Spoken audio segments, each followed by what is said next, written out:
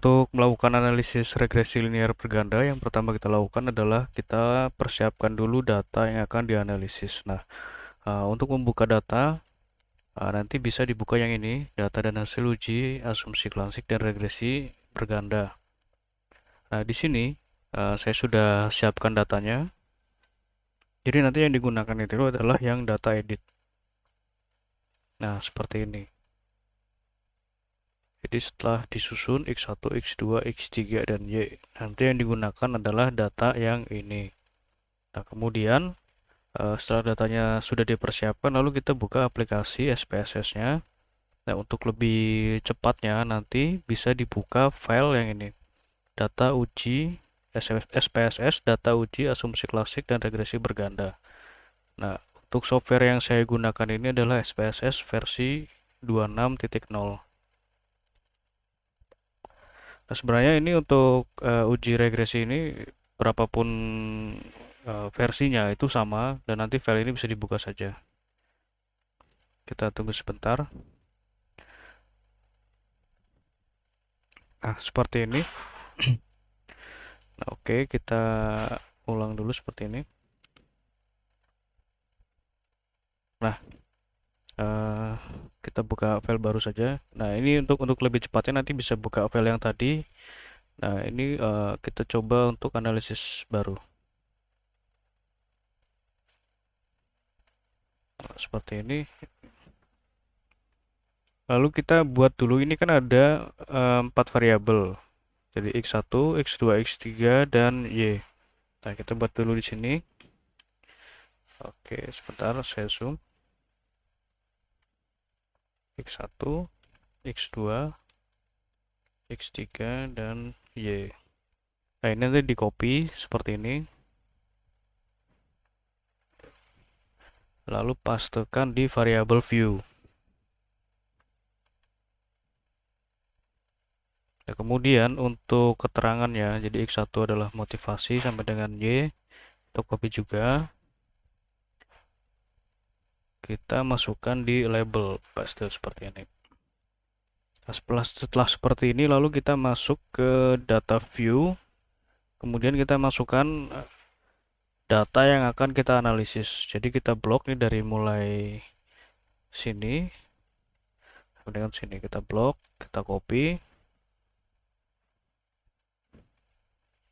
Lalu kita pastekan di sini.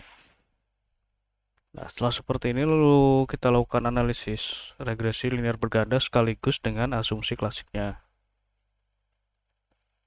Yang pertama adalah klik analyze regression linear. Kita masukkan variabel Y1 ke dalam kolom dependent, kemudian X1 sampai dengan X3 ke dalam independent. Lalu klik statistik, kita pilih collinearity diagnostic dan Dubin Western. Nah, ini untuk uji asumsi klasiknya. Klik continue, plots, spread ke dalam X, S resit ke dalam Y, lalu centang histogram dan normal probability plot. Save, kita klik unstandardized, continue, option, style dan bootstrap kita biarkan default. Lalu setelah seperti itu, lalu kita klik OK. Kita tunggu sebentar untuk hasilnya. Nah, ini adalah untuk hasilnya. Setelah seperti ini, kita nanti cara membacanya nanti, jadi kita lakukan untuk uji normalitasnya. Jadi kalau untuk regresi linear berganda, yang diuji normalitas adalah nilai dari residualnya. Caranya adalah klik analyze, non parametric test, legacy dialog, one sample KS. Nah, kita masukkan yang unstandardized residual ke dalam test variable list, lalu klik exact, Monte Carlo, continue, oke. Nah, seperti ini. Jadi yang pertama kita lihat di sini adalah nilai dari Dubin Western. Jadi Dubin Western ini untuk menguji di sini. Untuk menguji autokorelasi. Nah, untuk lebih mudahnya nanti setelah seperti ini kita bisa copy. Nah, seperti ini. Kita bisa copy, kemudian dipindahkan ke dalam Microsoft Excel untuk kemudian dilakukan interpretasi. Nah, seperti ini. Kemudian untuk grafik, untuk scatter plot ini untuk uji heteroskedastisitas kita bisa copy seperti ini, pindahkan seperti ini. Atau bisa juga dipaste sebagai gambar. Nah, yang bisa saya lakukan itu adalah sebagai gambar seperti ini. Jadi kita tidak usah mengedit visualnya. Kemudian setelah seperti ini lalu kita lakukan interpretasi. Nah, interpretasinya yang sudah saya buat itu adalah seperti ini. Jadi ini sudah dipisahkan mana yang asumsi klasik, mana yang regresi linear berganda. Jadi asumsi klasik di sini terdiri dari 4 uji. Yang pertama adalah uji autokorelasi. Nah, untuk uji autokorelasi ini kita lihat nilai DL dan DU dari nilai Dubin Weston. Nah, dari mana untuk mendapatkan nilai ini? Kita bisa lihat tabel Dubin Weston, nanti bisa di-download sendiri. Ini adalah ada 3 variabel X dan 52 responden. Nah, ini seperti ini adalah 3 variabel. Dan ini adalah 52 responden. Nah, ketemu di sini nilainya 1,439 untuk DL dan DU adalah 1,6769. Kemudian nilai ini nanti dipaste, dimasukkan ke dalam sini, dan 4 min DU itu dimasukkan. Nah, ini adalah nilainya. Dan Dubin Weston ini adalah nilai dari hasil analisis SPSS-nya. Nah, kita lihat di sini. Jadi tidak terjadi autokorelasi jika nilai dari Dubin Weston ini di atas DU dan di bawah 4 min DU. Nah, dari hasil pengujian ini kita bisa lihat nilainya adalah 2,041, artinya adalah di bawah DU, di bawah 4 min DU dan di atas DU. Jadi ini tidak terjadi autokorelasi. Kemudian untuk multikolinearitas, nah kita lihat di sini adalah nilai dari VIF-nya.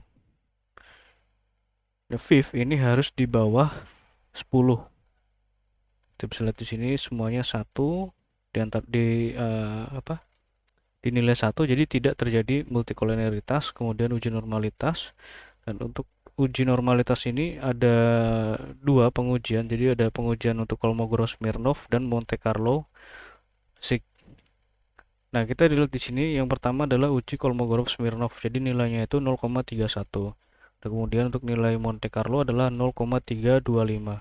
Dan ini terdistribusi normal jika nilai Kolmogorov-Smirnov atau Monte Carlo ini di atas 0,05 atau salah satunya ini sudah di atas 0,05, maka data dinyatakan terdistribusi normal.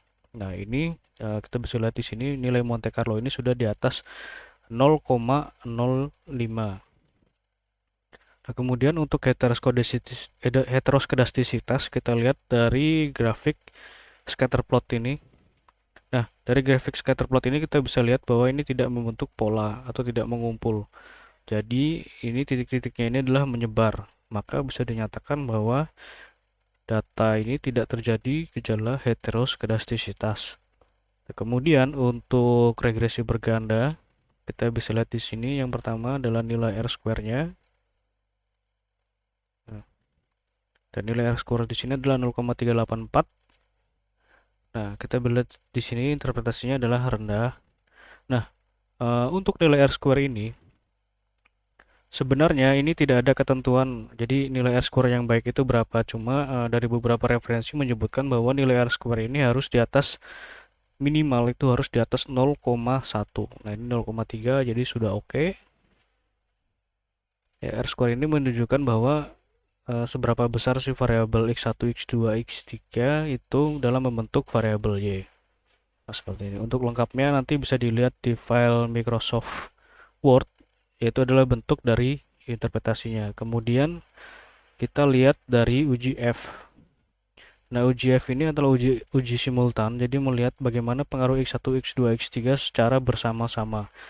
Jadi secara bersama-sama berpengaruh signifikan terhadap variabel Y. Nah, kita lihat dari nilai sig-nya ini. Jadi ada 2 metode di sini. Yang pertama adalah nilai F hitung atau nilai sig. Jadi kalau untuk pengujian menggunakan SPSS, Yang kita lihat itu adalah langsung kepada nilai signifikasinya atau nilai signya ini. Nah, ini dinyatakan signifikan jika sudah di atas 0, sudah di bawah 0,05. Nah, kemudian untuk uji T parsial atau individu per variabel terhadap Y, nah, seperti ini. Ini juga sama. Jadi untuk pengujian ini kita bisa lihat T hitung atau nilai sig. Nah, karena kita menggunakan SPSS, kita langsung saja melihat dari nilai signya. Nah, kita bisa lihat di sini kalau X1 adalah nilai signifikasinya adalah 0,027, di bawah 0,05 artinya adalah signifikan. Nah, X1 sampai X3 ini nilai signya seluruhnya sudah di bawah 0,05 artinya seluruh variabel atau X1, X2, X3 ini berpengaruh terhadap variabel Y. Jadi seperti itu untuk pengujian regresi linear berganda dan asumsi klasiknya. Sekian, terima kasih.